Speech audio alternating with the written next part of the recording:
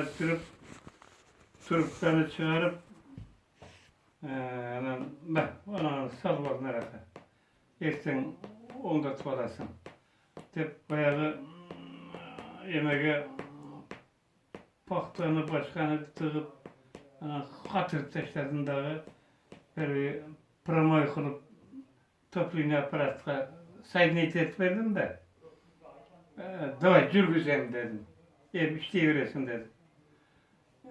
Şu bir yerden barganda kolum boşaltımda mananı ondatıp orduğa salıp olasın de. O şunday kılıp anneme kalıp cürgüzürsem kadın işlerdi de.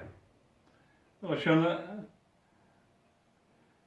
bundaylar çılgandan keyin Arslanbek bayağı injiner aytып atpayбы. Turgunbay meni kurs bıçak emas, moqaq bıçak bilan soyup tashladingiz go deydi. Ne cevap? Evet.